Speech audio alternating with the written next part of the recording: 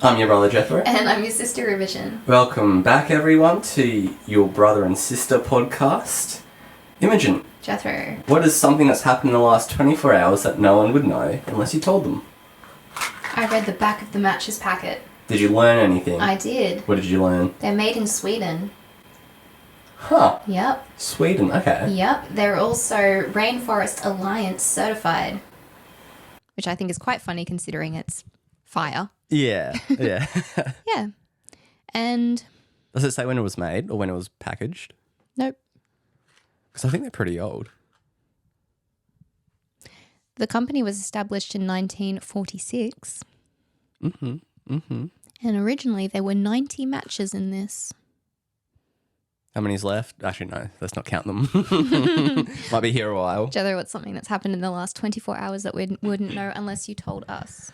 I did a cartwheel about 10 minutes ago in my room in preparation for this question. Wait, really? I sure did. I came prepared. And how did it go? Not well. I don't think I've ever seen you do a cartwheel. Because I can't do them.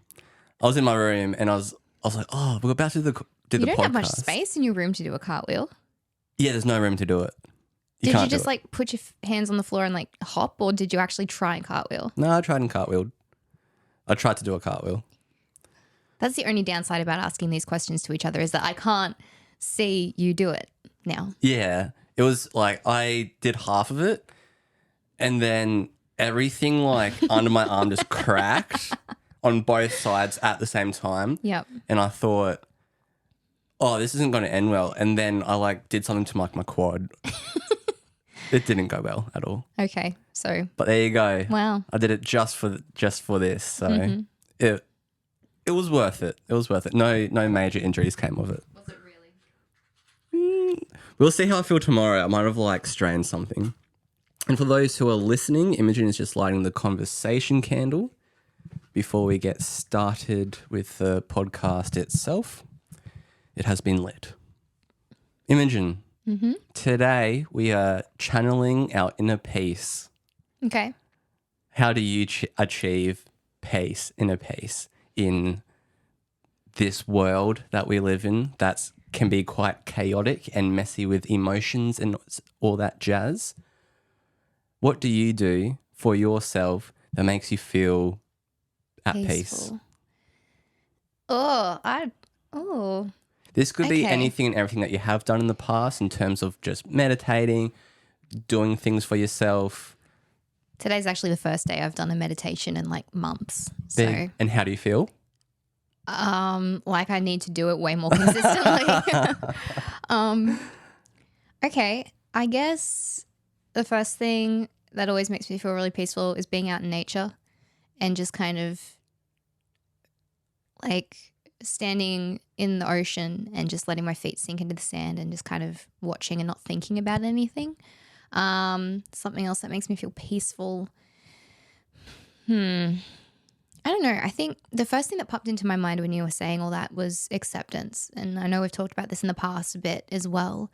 I think that unless you truly accept whatever's going on around you and it's like, okay, this is happening, sure, you can't really be at peace within yourself. So I think I've definitely been practicing just acceptance as well to get that inner state of peace. It's funny you ask that, actually. I usually forget to make a birthday wish every year when I blow out the candles on the cake. And this year I wished for inner peace. Really? Yeah, so it's been coming up so many times this year, just like moments of peacefulness or opportunities to practice getting to that state of inner peace. And that's definitely been like a big theme of 2023 for me. Is it Master Uguay that says inner peace in inner peace? No. Oh no, it's not Shifu. It's Shifu, yeah. Because Master Uguay's kind of already mastered inner peace, hasn't he? Yeah. Okay. So being mindful and accepting what's going on. Yeah. Yeah. I think that's a big thing. Yeah. I've learned that a lot this year too, of just like the very basic, simple version of it is what it is. That's kind of, yeah. Yeah. Yeah, I agree with that because I got this too shall pass as like one of my first tattoos. And that kind of embodies and encompasses what you're saying of just accepting it for what it is, whether it's bad, of Yeah. just being like, okay, I accept it. There's only so much I can do. It will, like, life will go on. Mm-hmm. And same as like the good things as well. When life's going great, it's like practicing being grateful and everything for what is going on. That's good because it too shall pass. And yeah, I think that helps with being present as well and just being like, okay, what's happening right now is to be felt and experienced because it's not going to, last forever. Yeah. And accepting that, like, extreme acceptance of it is just a good way to be like, oh, I can kind of like relax because everything's just, Yeah. going to be okay. Mm-hmm. Yeah. Has there been moments for you this year where you've been doing something or you've been somewhere and you kind of remember to ground yourself and you felt peace in that moment? Oh, yeah, bombing on stage. Oh, That was like okay, it's this too shall pass. Jethro talked a lot about that in one of the previous episodes, so go back and find that one. Yeah, it's the second one that we uploaded. Second episode. Yeah, it's just dedicated to what that was like, bombing on stage for the first time. But that was probably the biggest and kind of most impactful moment where I was just like, this is horrible, but it'll pass, it'll be fine. And you felt peace in that moment, bombing on stage? Oh, not only did I feel peace, I felt like, okay, this is now going to be fun because I've never experienced this before. And even though Acceptance. I accepted it. I'm just like, I'm just going to ride this one out and just be me. Yeah. And yeah. And you kind of like go straight on to the moving forward part. And so even though it was terrible, we can listen to the podcast where I actually talk about it. It was horrible and everything.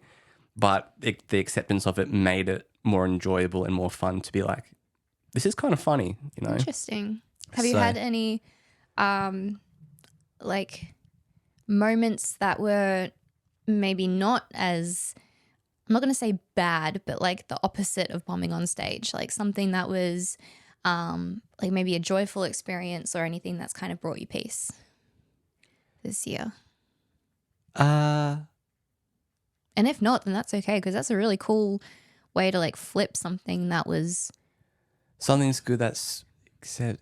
I think getting a job at the place where I work now in the surf store, I think that was something that I really wanted, and how it all happened and came about was just very effortless and seamless. So I was very just I'm grateful. And does that kind of does that answer your question? It does. Yeah. I'm just thinking, what does inner peace feel like for you? That's a great question.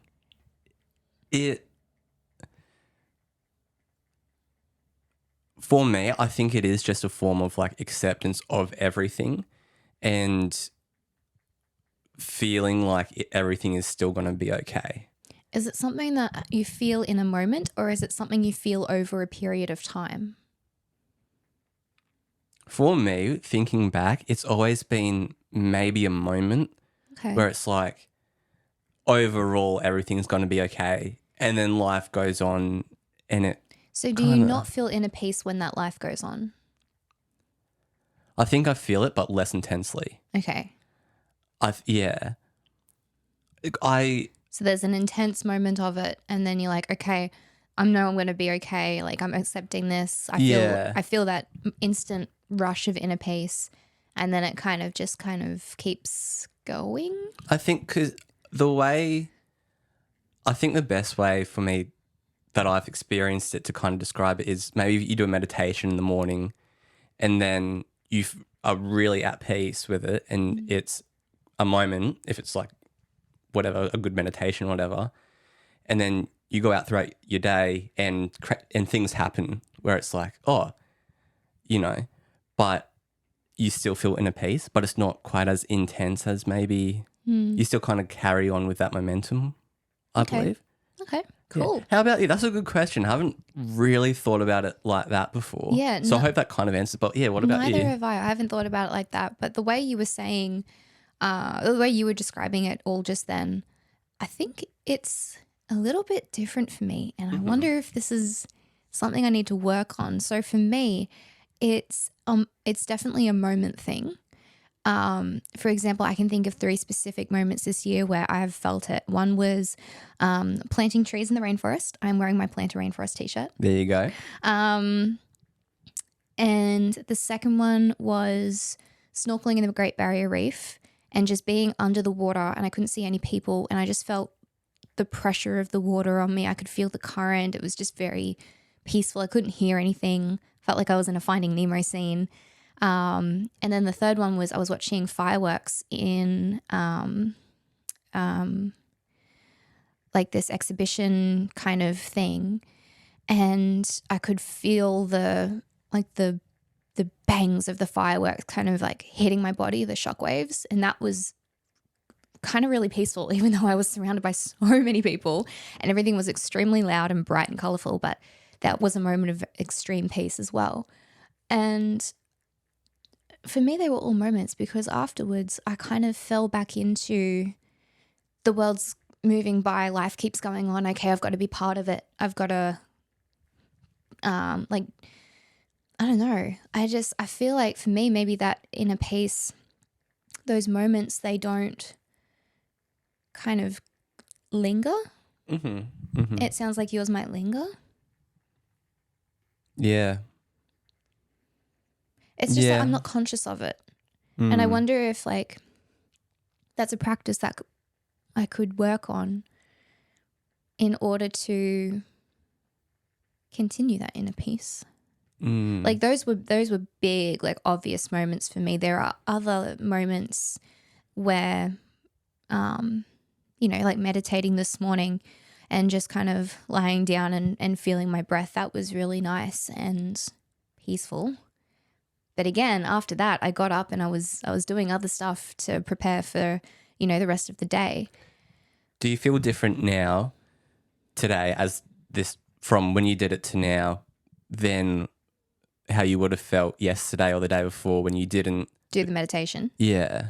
Do you feel more peaceful now, just like overall? A little bit.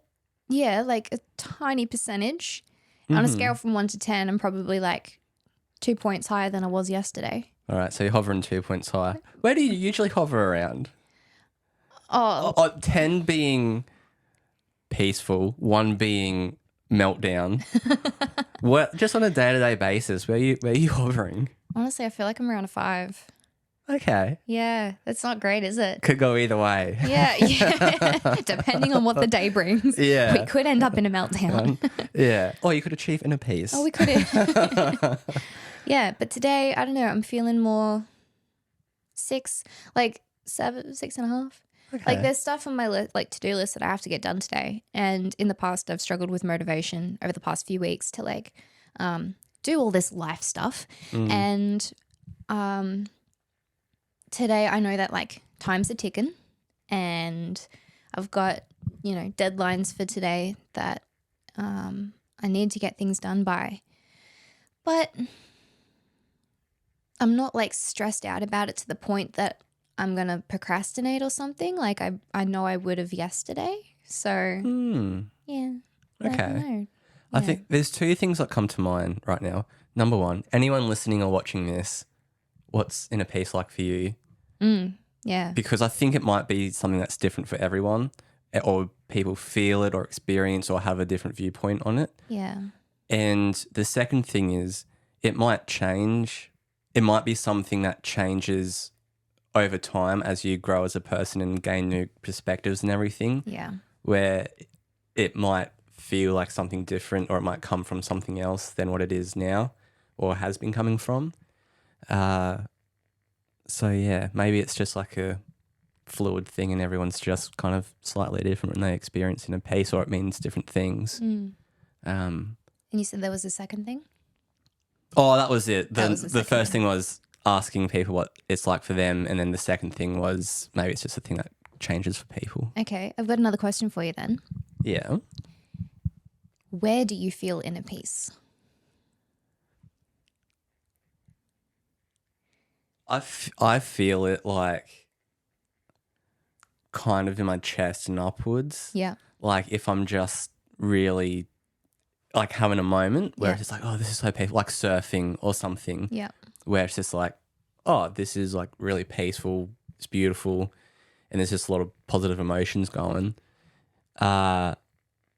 Usually it's just like, yeah, like I actually feel it in like everything from my chest upwards. Okay. And it's just like, everything's cool, everything's peaceful. Yeah. Yeah. How about you? Same. This is interesting because I never consciously really put mine to it. But yeah, what about I definitely you? feel anxiety in my chest, and the absence of anxiety, I don't know if that's peacefulness, but when I have those moments of peace, it is a chest thing and my mind is always clear. Like I don't have thoughts going on in my head, or I don't feel like there's 100 things going on up there rattling around, but it's all very, heart and head.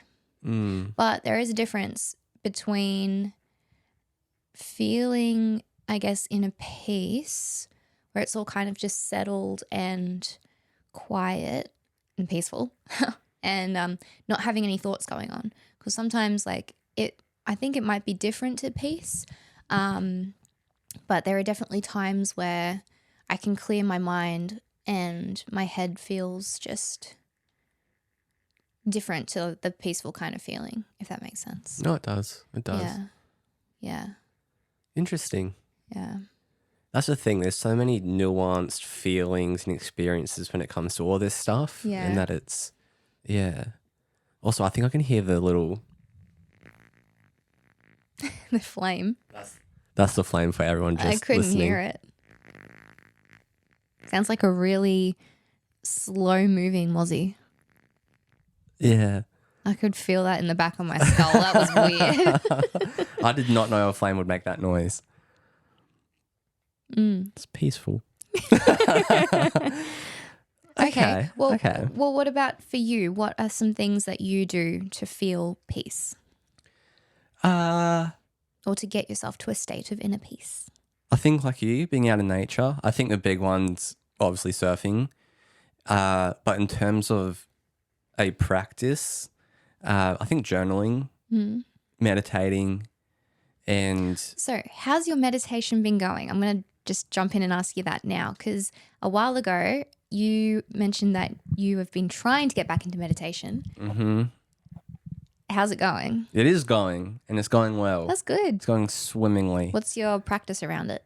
Well, before I go to bed, usually an hour before I go to bed, or before I go to sleep, I'll start journaling and kind of get all the thoughts and stuff out from the day off.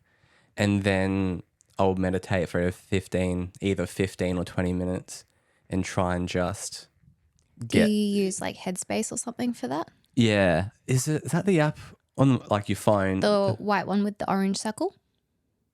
No. Or do you use One Giant Mind? One Giant, I use that one. Okay, I yeah. like that one. That's a good one. It's very simplistic.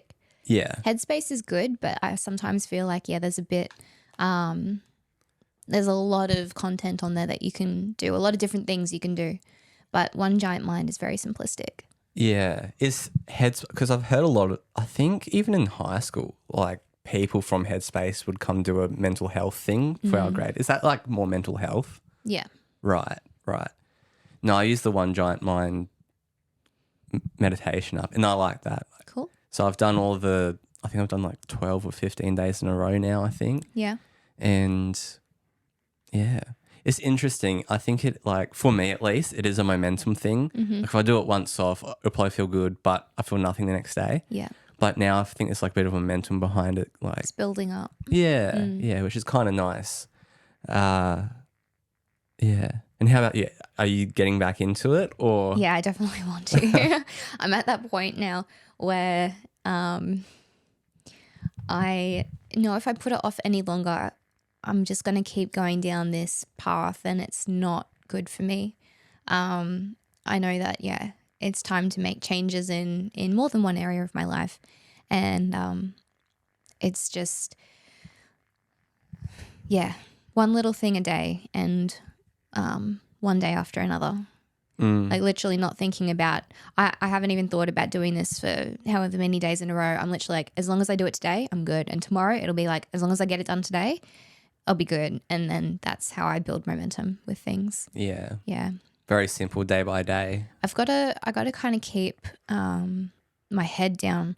A few years ago, I lost a bit of, got healthier and focused on my eating and lost a bit of weight. And the way I kind of described it was like I had my head down and I was just eating and exercising and living in the moment and everything. And it was like I was just looking at the next step in front of me. And then 6 months later, I looked up and I was a completely different person.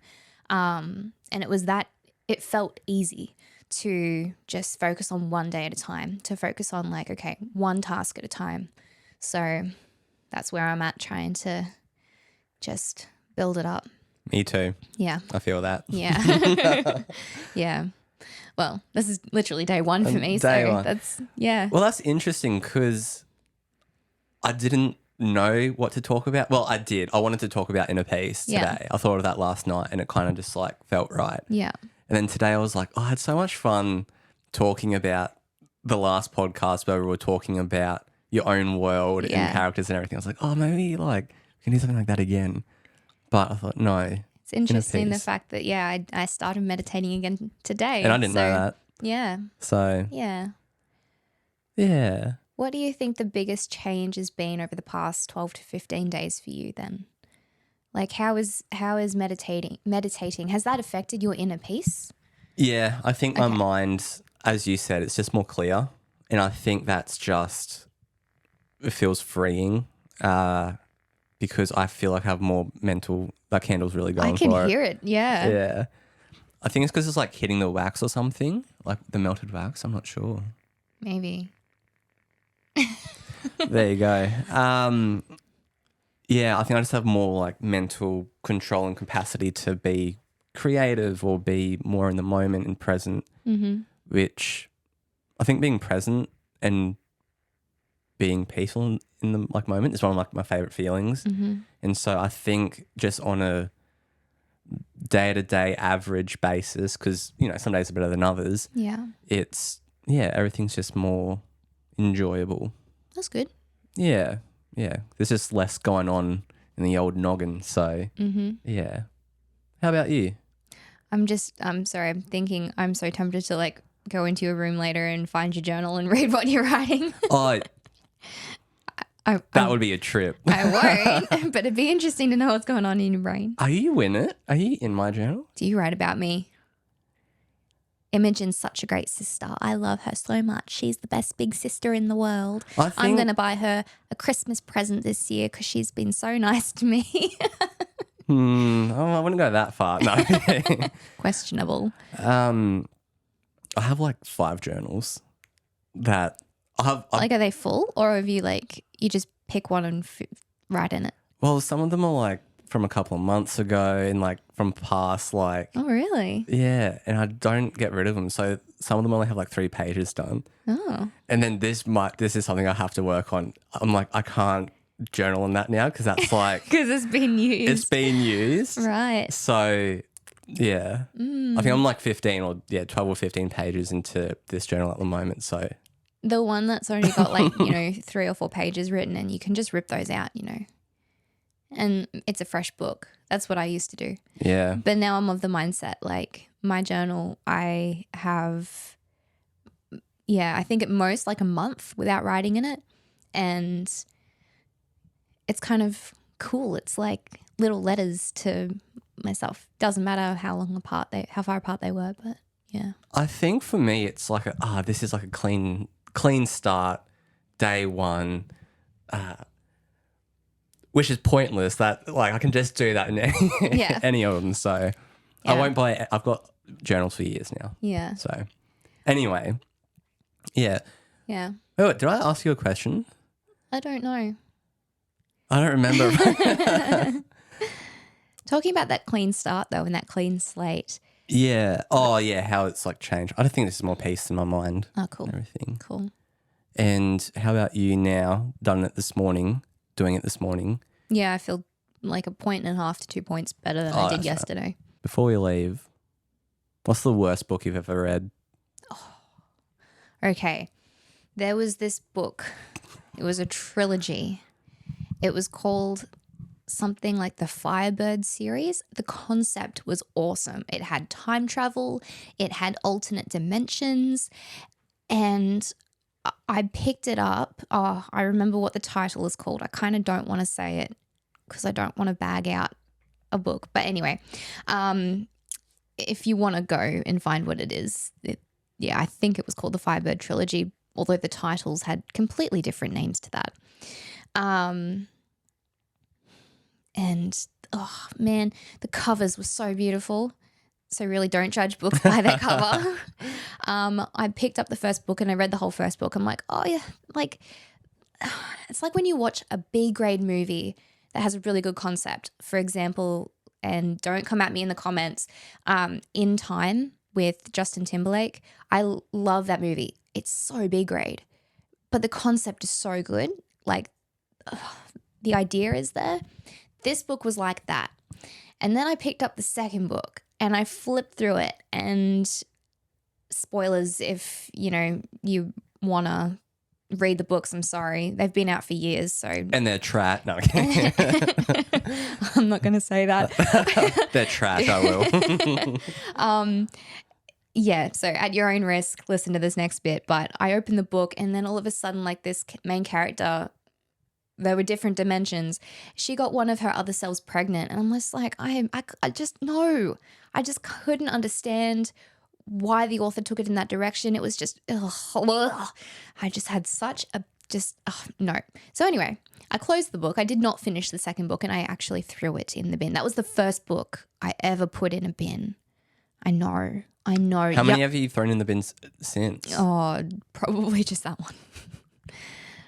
Although I don't have any issue with like giving books away or like finishing them, not finishing them.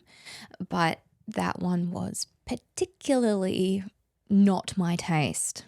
That's pretty funny. Yeah. Do you think the book itself was genuinely just a bit or was it personal preference of how you wanted it to go? And personal preference definitely was probably the major factor. But also I don't remember there being anything special about the book itself. Besides it just being trash? Sure. No. I haven't read it. I'll say it's trash. I just didn't. No. No. Yeah. So actually it was the second one I threw in the bin because I did not want to finish it. And I was like, there's no way I'm giving this to anyone. In the first book, I just kind of, I don't know what I did with it. I think I kept it on my shelf for a while because it had a pretty cover and that was it.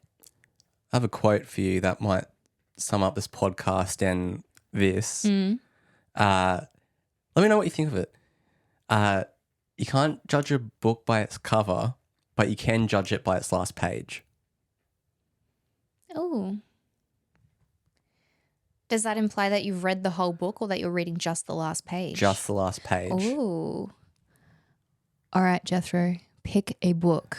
I'm looking at Twilight and Lord of the Rings Twilight. right now. Actually, shall we do Lord of the Rings? This is taking a great twist from Inner Peace to the ending of Lord of the Rings. Spoilers, anyone who has not read the last page of Lord of the Rings. It's funny. I was actually talking with one of my private dance students today about this. She said that she told me one of her son's names was the same name as one of the dwarves in The Hobbit. What?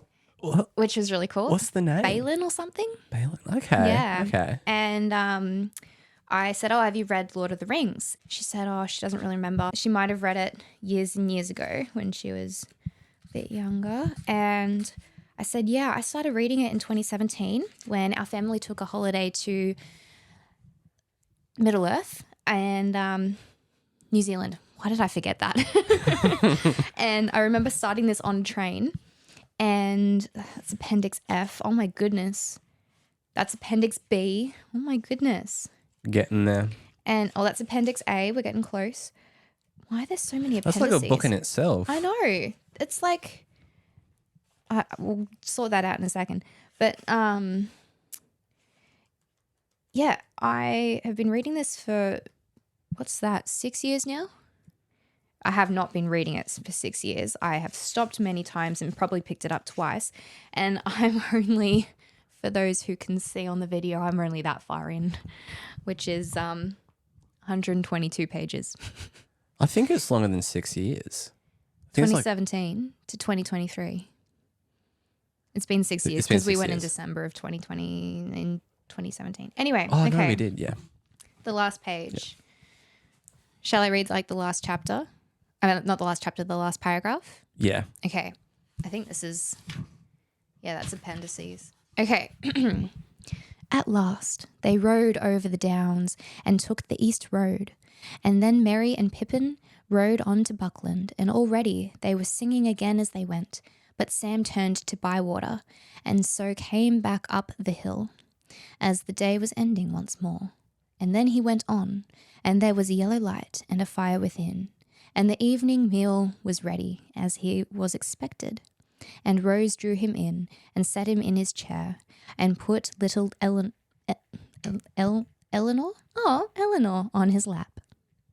He drew a deep breath. Well, I'm back, he said. I mean, that's kind of cool.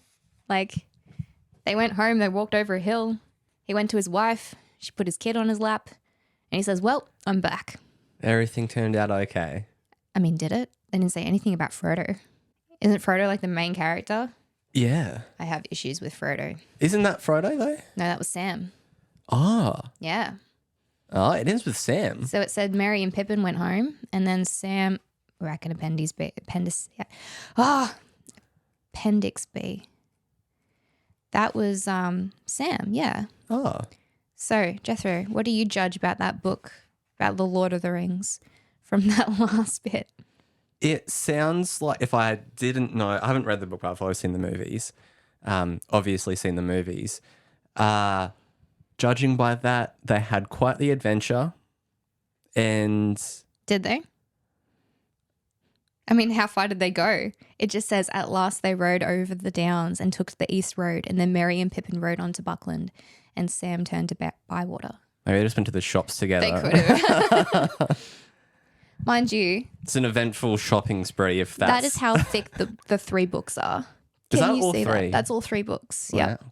All 3 books in this edition is 1,031 pages.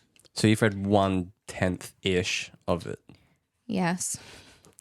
And in 6 years. in 6 years. And then 1,031 to 1,178.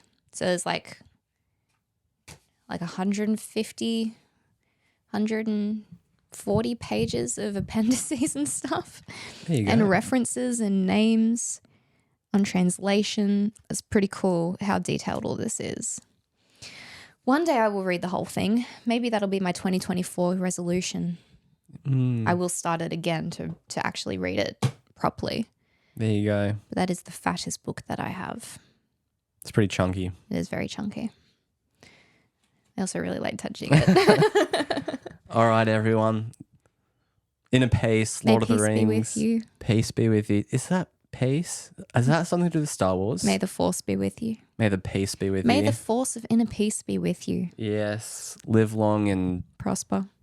prosper in peace. Yeah.